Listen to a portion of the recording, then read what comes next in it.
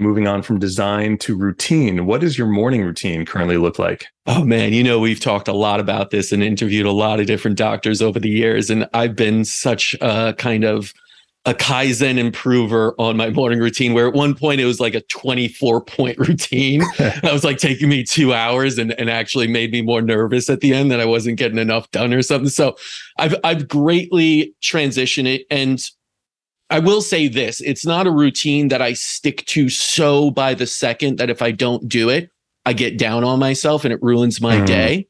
It is something, if I have an off day, I understand, but I'm still going to try and do 3 things every morning now. That's it. Just 3 things. That is meditate. Whether that's even like, hey, I feel like crap today and I have a big meeting coming up quickly, 3 deep breaths to send. That'll be my meditation. Usually I'm trying to do 15, 20 minutes at least, but I will say that, like, people are like, oh, I have to do this amount every day.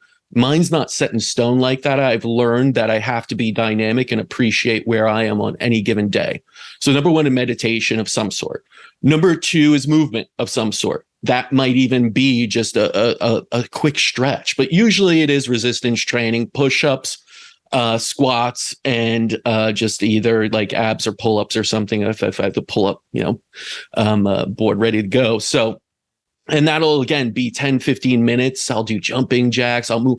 I'll kind of put on a nice fun song or something that I'm feeling that day. Doesn't have to be fun. Maybe I'll take it to my childhood and put on like Wu-Tang or something like that, get it going.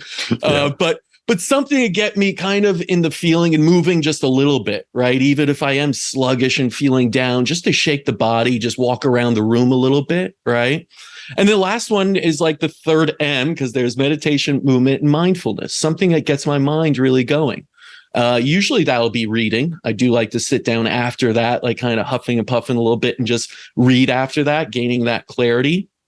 But it could really be anything that keeps my mind going and kind of brings me joy. So recently it's been even picking up the keyboard, playing that for a few minutes, because I used to play when I was younger and used to know all Mozart and everything. I'm not there anymore, but I still understand how to play with keys and read music.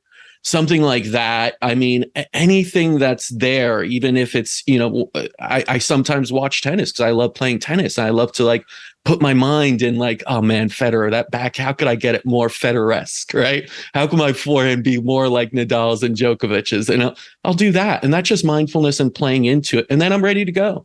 And usually that's 30 minutes to an hour. And of course, I'll have some water in between. There's a lot of stuff that goes into that. The shower afterwards is a hot, cold shower, right, to get me going. And how I talk to myself during that time and don't look at my phone is important. But I find simplicity to be very, very important. So those 3 things, meditation, movement, and mindfulness are always a part of the routine, even if I change it around, do switch things up.